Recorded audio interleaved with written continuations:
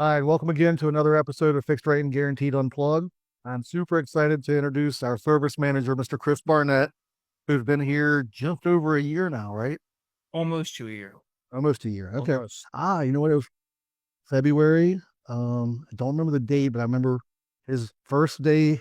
Like around Valentine's Day. Okay, right around Valentine's Day. His first day, we took him to Charlotte, North Carolina, to a 3-day event through our best practices group. So it's like, welcome to the company. Let's go to Charlotte.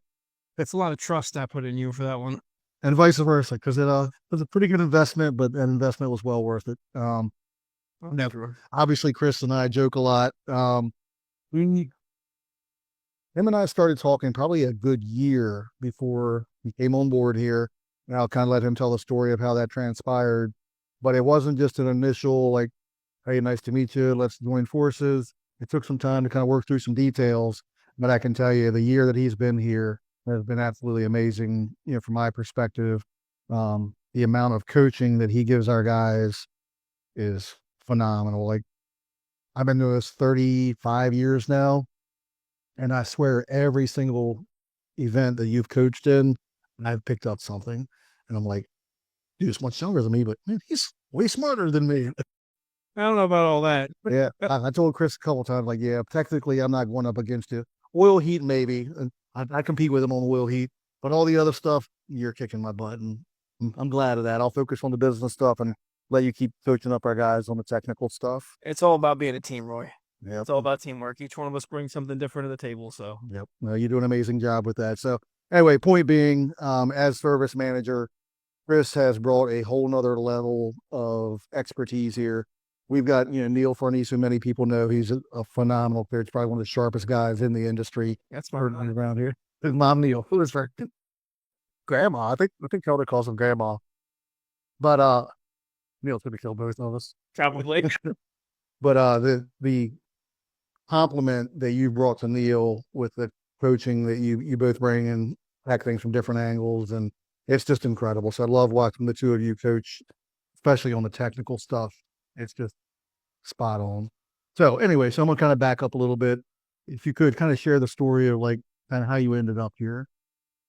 Well, it was certainly an interesting journey, we'll say. So before before I even met you, my best friend Doug, who I originally trained many years ago, when he was with another company. He was working here for several months and he just kept regaling me with tales of, man, this place is awesome. The teamwork, the brotherhood, the culture here is just, it's nothing like you've ever seen. He was like, he used to, when we first met each other, I was at and he had just came to, and that's when a lot of me training him up happened. And back then we used to always say, man, the family that's here is unmatched because it felt like a, down home family feel where everybody actually had their back. Well, I won't bore you with that story, but long story short, he used to regale me with tales of, man, this place has rivaled the culture of what we knew back then of being a really good family environment for a technician, where you know that you have support and you know that someone's always got your back. So it took several months of him telling me that for me to actually start to believe it. So I was like, yeah, whatever. Because at that time I was at and I was heavily invested into the commercial side of the trade. And I like the commercial side. It's a different type of challenge. So for me, it was really hard for me to sell myself when coming back to the residential stuff because I deemed residential as just, it's not much of a challenge as far as the technical side goes because they're pretty simple systems comparatively. For guys smart like you. Well, it's, there's only so many parts you can change out, right? True. So, commercial stuff, there's a lot more parts, a lot more moving components to be aware of, and just a lot more complex control systems.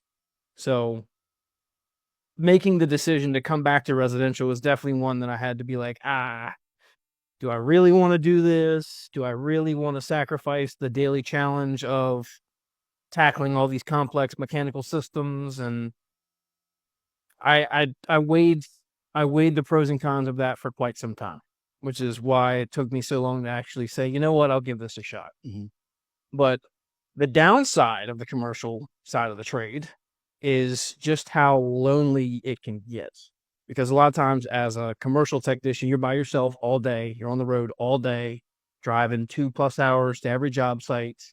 And then once you get to the job site, you maybe say hi to the mechanical engineer or the building CEO, and you're just like, all right, I'm gonna go fix some stuff. Rooftop or boiler room, probably, right? Right to a rooftop, right to a boiler room, mechanical room, wherever you're working at that day. And your only company is your earphones, like whatever you got playing on your phone that day. And so I did miss the camaraderie and the knowing that I'm not out there by myself every day. So just hearing Doug every day say, man, this place is great. You should give it a shot. I'm telling you, you'll love it here. I was like, all right, whatever. So finally I was like, you know what? Let me give it a shot, see what happens. So, and then the working interview is what really sold me on this. So we had our initial interview, we did the talk and started working out some of the details and stuff like that. And then the working interview was very unique. I'll give it to you. That was very, very unique. I've never had a company say, why don't you just work with us for a day and let's see what happens. So I'm glad I said yes to that. Me too. Because then I got to meet all of the great people we have on our team, especially my counterpart, Neil. Mom. Because that's who I spent the day with after our team meeting that day. So it was really nice getting to, get familiar with all the different faces and personalities, and then getting to spend the day with one of the smartest people I've ever met in this trade. Like, hands down. I've met a lot of people in my coming up on 8 years in this trade. I've had the pleasure of going to a lot of classes and educating myself quite a bit. And everybody that I've talked to, none of them hold a candle to what Neil brings. That man is by far one of the most intelligent people I've ever had the pleasure to work with. So he blew me away with his intelligence and also, with his character. And I don't just mean his personality as far as laughing and having fun, because he's got quite a character there too. But no, the genuine kindness that comes from Neil's heart was evident the first day I talked to him, like the first time I met him. So just being able to just have a conversation with him throughout the day and just see that, hey, this is a really genuine place full of a lot of kind, good people. So you don't find that nowadays. 100%. Yeah. It's like, and I'll let you speak more to this at some point, throughout this conversation, but it seems like most companies now are more numbers driven. And as business owners, yes, it's very important that we understand our numbers, because ultimately you can run ourselves out of business if we don't, right? Yeah. But I think businesses take it too far, where the bigger you get, and you probably know this better than most people, you truly become a number. And yeah. It's like the brotherhood, you kind of lose that culture. So as we grow, that's one thing we're being overly cautious about, that we don't lose this culture, because I heard a great line: if you lose the culture, you lose the people. Oh yeah. So I don't necessarily have a cap on how far we'll go. I have a model that seems like the perfect model to me, but ultimately, if we need to get a little bit bigger beyond that to create more growth opportunities for people here, great. But at no point would I sacrifice the happiness and the culture that we have for any amount of growth. So I think that's one big difference here, that we at least try to encompass for our people. And, I guess it's kind of a question for you for the year you've been here. Has that been what surprised you most, or what has surprised you most? I mean, maybe talk to a couple of those points. Oh man, it's been a year full of surprises, in the best way possible. I'll definitely say that the rate that I have grown in the last year has surprised me, but I attribute that to the culture we have here more than anything else. Because, I mean, to answer your original question, I would say the culture, just how actually genuine everybody cares. Because, I mean, you hear, so a lot of businesses throw out the term family, right? We're a family here. And you just kind of like, okay, that's a toxic work environment, because that's toxic positivity. They're so positive, they're just trying to hide the BS they've got going on. Gotcha. So coming in and hearing that, oh, we're a family, that was like red flag immediately. So my guard was up coming in, and Neil will tell you that too. But I will say that probably the first 2 weeks, really, my guard was lowered very quickly, because I started to realize, you know what, this isn't an act. Like, these people are genuine here. This is weird. So just the culture and how good of people we have working here. Like, the level of kindness, the the genuine happiness, just wanting to come into work every day. Because when I was working with, it was just kind of like every day is just a task. I got to wake up 2 o'clock in the morning. I got to be at the job site by 4 or 5 o'clock in the morning. I got to put my 8 in, and then I got to sit through traffic and drive another 3 hours back home. It's exhausting. And you just get in this routine, this rut almost, where you're like, man, I need a break. I can say I haven't felt that way here. Not a single day has felt like I've had to drag myself into work. Very cool. Every day I wake up, it's like, man, I get to go work with these awesome people today, and I get to teach and coach and help develop the next generation of technicians. And that's been the challenge that I have had the most satisfaction with in probably my entire career, is just getting to develop the younger technicians and see them grow and continue to surprise me. Because some of the guys, I mean, even the year that I've been here, some of the guys' growth has impressed me. They grew faster in this trade than I did. And I like to think that I'm a pretty sharp guy sometimes. Yes, you are. Only sometimes. I mean, I grew pretty quick in the trade when I was coming up on the residential side. I mean, I was a lead technician at my first company within the first year. Like, I mean, I was already going behind some techs that had been doing it for several years and catching stuff that they were missing just because of a lack of care. They just didn't have the heart in it like I do. So just coming here and seeing that everybody has that same heart here. Yes. Wow. Just the environment to be surrounded by people that want to do good, that want to be the best at their craft. It's an amazing feeling. And just to know that I get to help contribute to that, every day just puts a smile on my face to go to teach and coach and watch these guys grow. Yeah. It's awesome. You've definitely added a lot of value, and I'll definitely give a lot of their growth, give you credit for that, because what license did you just recently acquire yourself? Yeah. I just recently got my master's license back in December, which I'll be honest, I owe that to Neil, because when I came here, I was kind of content not having it. I mean, I had put the time in and I put the work in to be to my own horn a little bit, but I like to think I'm on that level, like I'm on a master technician level. I can hang with most people that have been doing this for a long time. Oh, yeah. So I didn't really value the piece of paper just to say, I got a license. Because anybody can go sit and take a test and get a license. It doesn't really mean you know what you're doing. I've worked around a lot of people that have done this for 30 plus years that I wouldn't say are on the master level. Right. But Neil continued to encourage me ever since I started here. It's funny. One of the first things he said to me when I actually started here was, "You're going to get your master's license soon." And I looked at him and I said, "No, I'm not, Neil. I don't care about that piece of paper." And he said, "Okay, but you're going to get it." Well, here we are. Not even a year later, and look at that. Yep. He was right. 100%. And we're very fortunate. We've actually got 4 master's license holders in the company. And the reason I bring that up, there are a lot of companies who don't even have one. Yep. Which is illegal, by the way. Like, there are companies like renting licenses from people in other states. Yeah. People that don't even work there. And then the reason I say it's illegal, like, technically the license holder is supposed to be actively working in the company, but yet there are plenty of people out there that are not doing that. So we're just very fortunate that you have yours now, and that was actually number 4 on the team, and have several other people who are eligible to go take their tests. It's a matter of getting them to do that. But we're very proud of the fact of having multiple master license holders in the company. So anyway, but I'm with Neil. Like, some people early on might look at this piece of paper, but to us it's a badge of honor. That's like, no, let's have that piece of paper to prove like what we've accomplished in this industry. Well, I will say that on that topic, the 3 other master's license holders we have here are definitely worth their salts. You guys deserve that badge of honor. You, Neil, and John, some of the most impressive people I've had the pleasure to work with in this trade. Thank you, pal. Right back to you next. I wholeheartedly agree about Neil and John. Yeah, they're a pleasure. So I'm going to shift gears a little bit. So without mentioning any company's names, but because you do have some inside knowledge to what is taught behind closed doors of other companies, and this is not to bash a competitor. Please hear that first and foremost. Yep. But I think it's very important to educate people, because people open up, let's say a coupon mailer as an example, and there are going to be coupons. On the side of the road, there are going to be signs. Yep. On the radio, there are going to be ads. On the website, there are going to be ads.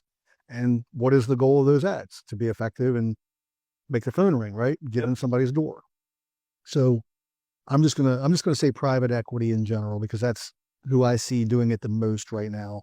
Private equity has entered our space at an unprecedented level. Like there are companies selling left and right in our industry, and the industry is changing. Yes, And I won't say it's for the better. I agree. There are some incredibly sharp marketing machines that are now entering the HVAC industry. So with with that change, they're going to bring some ideas, philosophies, strategies from other industries now into HVAC. And I'm just going to say what it is. Like cheap tune-up is one that has become a favorite of the private equity world to get their technicians into people's doors. So we literally had this conversation this morning during our weekly meeting with our technicians. Yep. It's like, okay, let's peel that back a little bit. If we're going to have a coupon in that same mailer, and we're going to say, okay, we're going to do a discounted super tune-up, what we consider the proper tune-up. Yep. There's a big difference between a super tune-up and a deep/regular tune-up, if you even want to call it a tune-up, and that's what I'm asking you to talk about. Yep. So as our technicians, when a client asks you, what is the difference in your super tune-up and this other company's cheap tune-up, then I'm going to ask you to kind of speak to that with the knowledge you have from the companies that you've been with and learned from. Okay. Well, you know my background. I've been with several companies over the years, both residential and commercial, and that marketing tactic is typically only one you're going to see with residential-oriented companies. I would definitely not say it's new because the companies that I've worked for have definitely used it the entire time I was with them. Okay. But it is becoming more prevalent, to your point, as private equity is becoming a bigger portion of our industry, especially in this area. I'll call it what it is because you know me, it's hard for me to put a filter on things. It's a joke. It's a farce. You have to take it at face value. I understand it's got its place because it does help the phone rings, help make the phones ring. English hard. So it does have its place, but at the same time, it is. I don't really want to call it this, but it's almost what it is to me. It feels like a bait and switch sort of thing because you're lowering your price and you're not delivering on the value of what you're selling to people because you're selling a tuna, right? You're promising people you're going to come into their home and you're going to take care of their HVAC equipment. You're going to make sure it's working okay. And you're setting a price for these people to say, hey, I'm going to come in your home, or technicians are going to come in your home.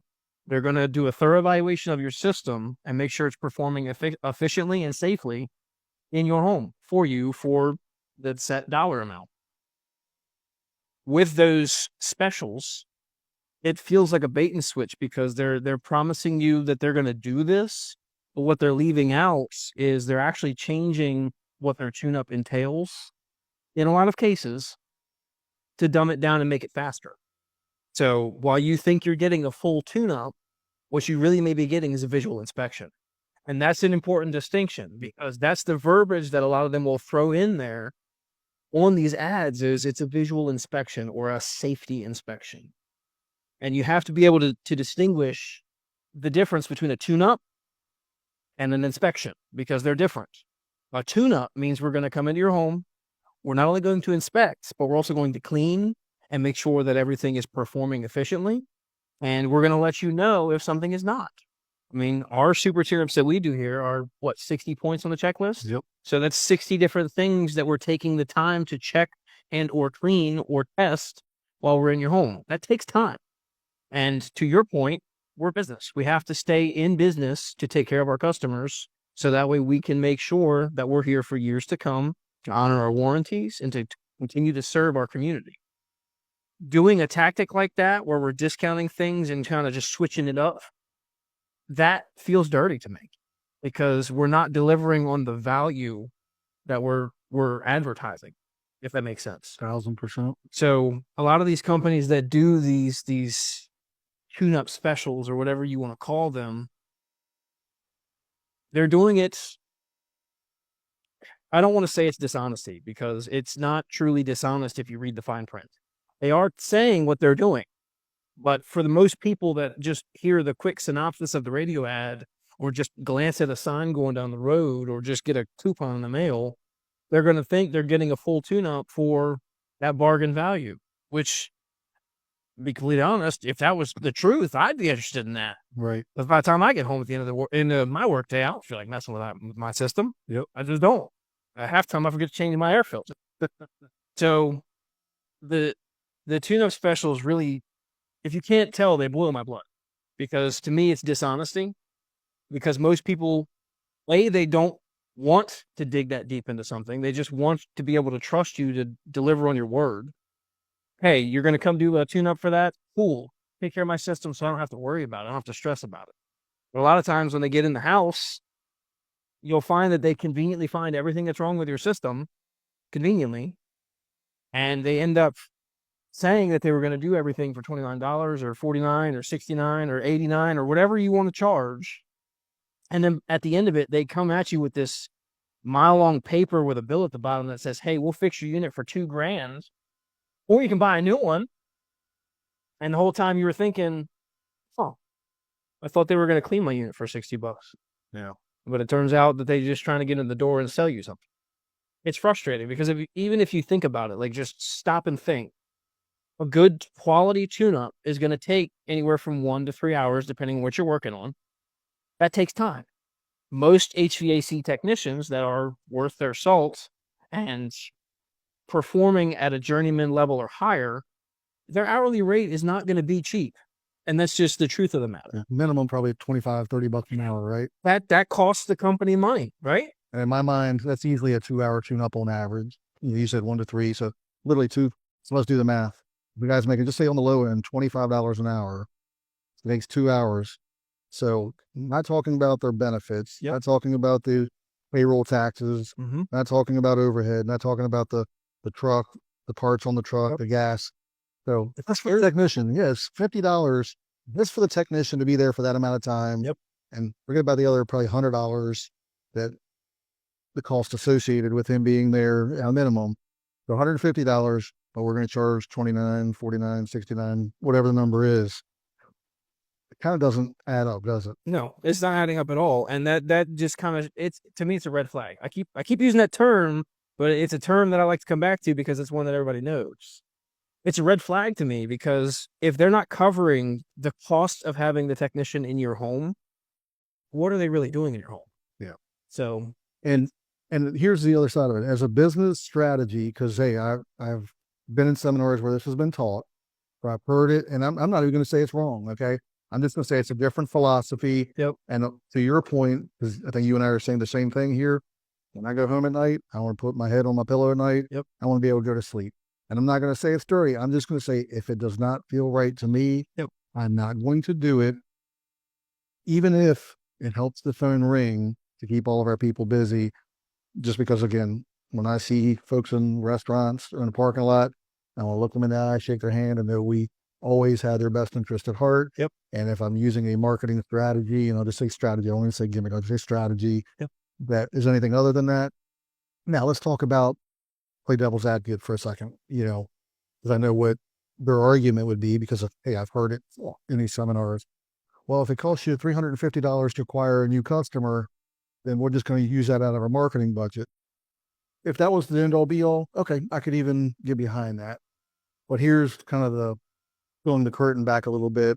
And this is much a question to you, because Neil shared something this morning in our meeting that he heard from technicians at not only the company you're speaking kind of about, but other companies that were sending students to the class that he was teaching at their local college. Yep.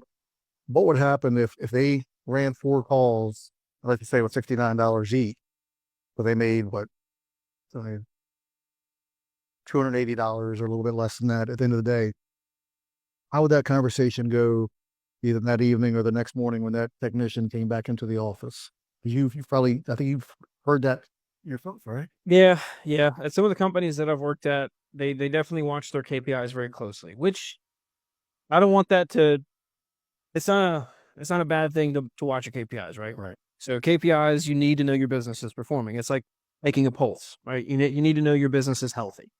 I understand that from both a business standpoint and from a technician standpoint. If my business that I'm working for is not healthy, I'm not going to have a job. I'm not ignorant of that. But at the same time, there are some companies out there that take it a little bit too far, and a lot of them do fall under the private equity branch, to your point. Uh, most technicians that work for a private equity owned company are given what we call a quota, we'll say. So there's a certain amount of revenue that technician is deemed responsible for generating in the course of a day, month, week, whatever, however they track it. And the role of the service manager at those companies is to watch those KPIs very closely and make sure that all the technicians are meeting those KPIs. And if they are not, then the role of that service manager is to discuss that with them, have meetings with them about it, discipline them if necessary, punish them, however you want to look at it. As a technician, I'll turn the dial back a few years here. When I was a technician at those companies, I can promise you the last thing I cared about was trying to sell somebody something. Right. I don't care. I'm not a sales guy. Never have been, no desire to be. I want to fix stuff. I want to make sure people's units are working the way they're supposed to be. I want to make sure that people are getting the value for what they're paying for.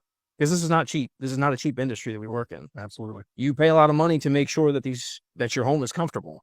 I know for firsthand, I just put a system in my house. It's a lot of money. Right. So having to worry about, man, I got to sell something on this call or I'm going to get yelled at later. I got to sell something today or I'm going to have a disciplinary meeting next week. It's stressful on the technician and it makes a bad environment for the homeowner too, because you want to trust people coming into your home, right? That's where your family is. That's where your kids are. You want to be able to trust the people you're bringing into your home to be honest and to do what you are paying them to do. Yeah. It's hard, to your point, to lay my head down at night and sleep if I'm feeling like I have to take advantage of people to make this quota so that way I don't get yelled at. So that way I don't get, that way my job's not in jeopardy, because I got bills to pay too. Yep. So it's a lot of those companies like that use tactics like that, do so to get in the door, to get the opportunity to sell something. And you'll find that a lot of their technicians they use a lot of verbiage to kind of raise some alarms. I don't want to throw out the term pressure sell because it's leaves a bad taste in your mouth. And I don't want to give the wrong idea here and make these companies seem like they're bad people because they're not. Right. Most of the people and the guys out in the field that work for these companies, they are not bad people. The practices of the business may be bad, but the people themselves, 9 times out of 10, are really good people. It's just the quotas and the punishment that lies behind not meeting them causes people to behave in a certain manner that's undeserved. Yep. And I'd say, we only know what we've heard and, some other technicians have come here from those other companies. So I'm not saying that every private equity company out there does this. We hear more of those horror stories than not. I experienced it, so I can confirm it. So like what we do, to Chris's point, is we have our 60-point checklist and there is no just visual inspections. Like we don't guess, we test. Literally, we put our amp draws, we put our static pressure reading, we put our refrigerant pressures, So literally when we fill out our checklist, we're truly just educating clients. Now, if stuff's in yellow or red, absolutely. We're going to have that conversation like, hey, here are some different options. One option being doing nothing at all. But at least we know it's, hey, here's the measurement, the reason this is in a yellow or red. Yep. Or, hey, here's the reading, why it's in green. And that's why we can offer our no breakdown guarantee that we are taking 2 hours plus Yep. to do these tune-ups. And test everything. Yes, because we're giving the best guarantee in the industry, a no breakdown guarantee. If that part fails during that season, in 6 months, we're completely waiving our diagnostic fee if we have to come back out for that part that we checked in green during the tune-up. So anyway, we're just trying to peel the curtain back a little bit and so people can understand, like, why are you charging so much more for a tune-up? If it can be done for $29 or $49, like, they're going to go $29 or $49 all day, every day, if it's an equal tune-up. Yep. But that's kind of our point. What they're calling a tune-up, we do not call a tune-up. So we changed our verbiage to super tune-up because apparently we need to have some differentiation. We call that an inspection, not a tune-up. Now all tune-ups are created equally, Roy. I like that. That's a good one. So anyway, so we'll move on. Hopefully that kind of shed some light on Yep. Just one more thing before we move past that, Sure. that I kind of want to take a minute and highlight that our team does very well is pictures. Pictures and videos tell the whole story. Yes. And I will say that every single member of our team is really good about taking pictures, videos, or even getting people involved in showing them why we're making a recommendation. Yes. Like I've had numerous instances where not only like if I've been riding with technicians or helping them on a job, I've watched them do it. And I see it in their debriefs every day when I'm going through it. The pictures that they're taking of like burnt up relays or damaged motors and stuff like that. That's all documented and gone over with the people that we're taking care of their systems for. Absolutely. So it's just another thing that drives the point home that everything we do for a reason and we back it up too. So it's another layer of peace of mind. If I had a technician come in my house, for example, if I had a plumber come in my house, right? Because I'm not a plumber. If I had a plumber come in my house and I asked him to check out something and he's looking at my toilet and he says, "Oh, your flapper valve, it's deteriorated. It's falling apart." I'd be like, "Okay, you mind showing me that?" Right. So if he's not going to be willing to show me what he's talking about, can I really trust him? And I'd say that our team does a really great job of showing people. It's not just talking about it. We're from Tennessee, the show me state. Right. Love it. All right, cool. So you touched on it a little bit earlier, but I'm just gonna kind of circle back. So you've been here right at a year now. How have things changed for you personally over the last year? Anything that you care to share on that? I'm a whole different person, honestly. A lot's changed over this last year. Moving up into the position that I'm in right now has helped me build a lot of personal confidence in my ability.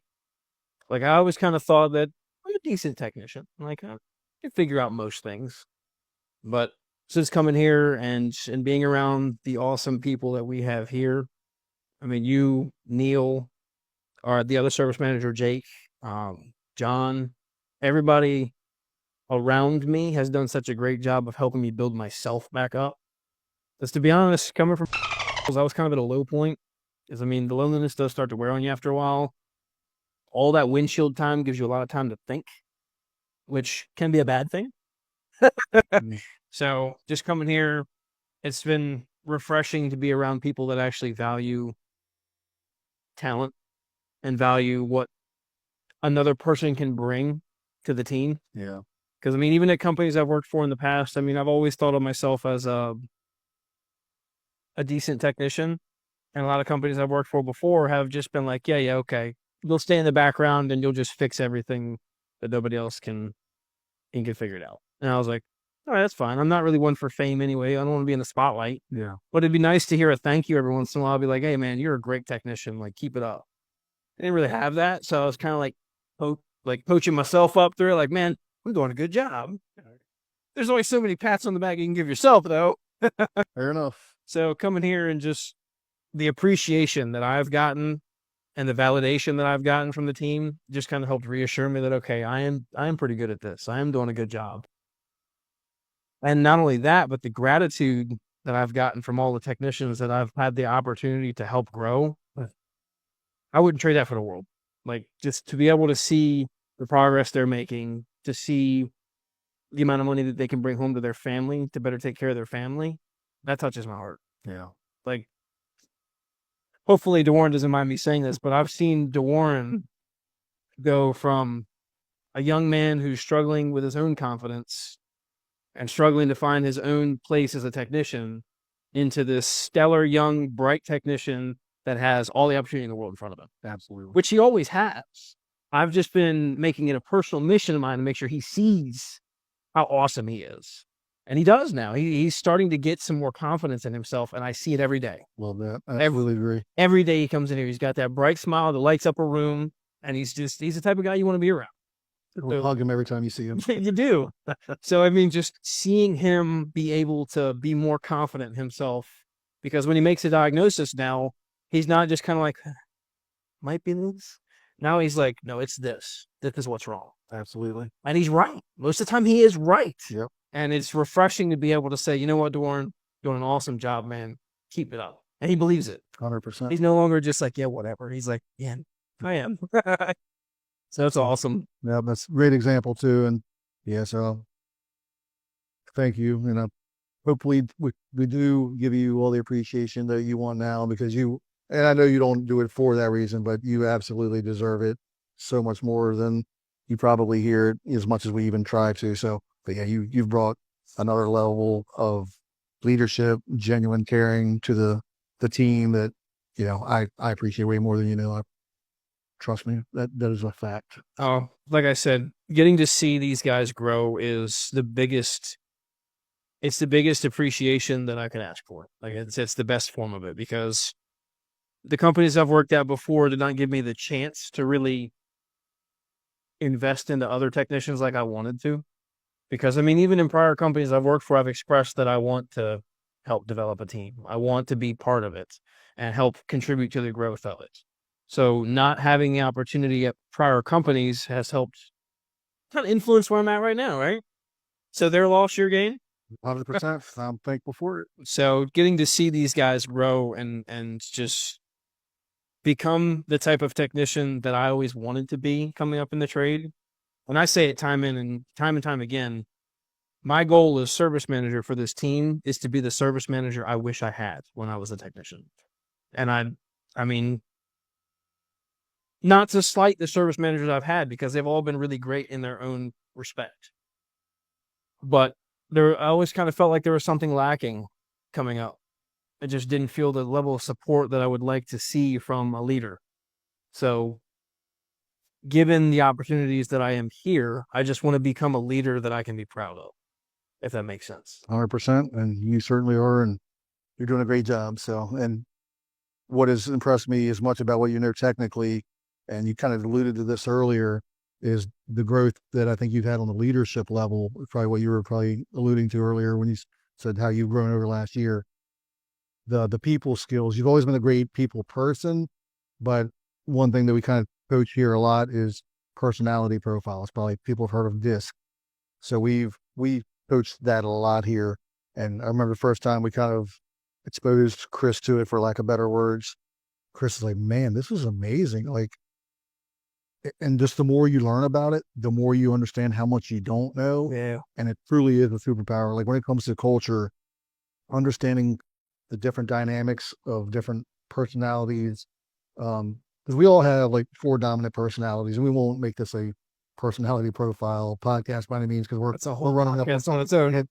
90% is, but it's like we start appreciating the strengths and the differences within each other. Yep. That we don't feel like we're not threatened by a teammate. Where now it's like we appreciate that teammate. Yeah, we understand that sometimes we come at things from different angles. Like Neil and I talk about it all the time. Like if we thought the same, we wouldn't need each other. So his strengths and my weaknesses and vice versa complement each other, and we start kind of meshing the team together and realizing who's bringing the different strengths to the table and where that comes from. So it's just been an amazing thing that we've all kind of grown and learned from as we've tried to become better leaders. So anyway, I'm gonna close out one more question, and that is, what are you looking forward to over the next 5 years and beyond, whether it be career-wise, personal, or a little bit of both? I keep circling back around to it, but just seeing where this team can go. Like, I mean, that's the simple answer is I want to see where we can take this. Not just for the simple fact of I want us to be the best company in the area, because I do. And it's a little competitive nature in there. Absolutely. Of course, I want to see us be the best. Yep. But not only for that reason, but also I want to see us continue to grow and succeed as a team. So that way I can continue to grow with the team. So that way I can see the guys turn into the best technicians they can be, the best fathers they can be, the best men they can be, and women. That's right. I just want to see. I mean, I mentioned it in the last job interview that we did with one of the gentlemen that was a prospective hire. We are a team that tries to bring out the best in each other. We want to be the best versions of us that we can be, so that way we can be the best team together that we can be, because we all complement each other. Absolutely. Like I referenced earlier, every one of us brings something different to the table, and that's what makes us an awesome team, because we each have our own personalities, our own viewpoints, our own perspectives, our own skill sets. So next 5 years and beyond, I want to see where this conglomeration of awesome personalities and awesome skill sets can go. And If that means that we, become the next big company in the area, awesome. That's great. But we can't lose who we are in the process. Absolutely. And I have faith that we won't. Nope. That is the line in the sand that I'm drawing for myself as well as our leadership team. Is I said it earlier, I'll say it again. If you lose the culture, you lose the people, and there's no growth out there that's worth more to me than our culture and our happiness. And ultimately to take the best care of our clients, because if we're all happy here, we're going to take much better care of our clients. So it's 100% a domino effect. It's infectious. Like if you are happy to come to work today and you have a smile on your face that's genuine, people pick up on that right away. Like whenever we have a guy that comes in that's tired, you pick up on it right away because, he's not his normal smiley self. What's up with that? Yep. And then you check in with him and you find out, oh man, I got a lot going on. Just haven't been sleeping well. Like Garrick with his new baby, Warren with his brand new baby. Number 5. I'm sure they're tired as all get out. So, I mean, you pick up on that stuff though. So just being able to see the genuine smiles and stuff like that. I don't think we'll ever lose that here just because of the team we've built. We've built so many safeguards just into just checking each other and checking in on each other, making sure that we always stay focused on the goalpost that's in front of us. Yep. So I have no doubt that we'll remain true to what got us this far. And at this point, I just kind of want to see where we can take it. I love it. Couldn't say it any better. Well, thank you for all that you do, sir. And I appreciate you sharing some valuable insights. Because again, you've come from other companies, so you've seen the good, the bad, the ugly. And again, please don't hear this podcast as us bashing the competition, because there are some other very good competition out there, companies doing things the right way. It's just we wanted to kind of shed a little light, just because you see seems like a great deal, cheap price. Understand just kind of what's behind that strategy, and then you make the judge for yourself. Is that something that you're looking for? Maybe you're happy with somebody just coming in and doing a visual inspection and calling that a tune-up, or do you want a true super tune-up 60-point checklist where we go through the entire system, because ultimately it's your family's safety, health, and comfort that checklist is protecting. So we just take that very serious and want to kind of just shed some light on the differences on what is being marketed versus what's actually being done. So hope you take that as a positive and some education, and not of trying to bash competitors, because ultimately there are way more clients out there than we can take care of.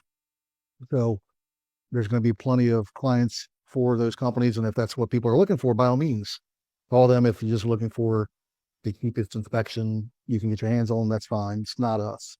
If you're looking for the most thorough job possible by people who genuinely care, absolutely, please call us. So anyway, hope that makes sense. And thank you very much for joining us. And until next time, have an amazing week.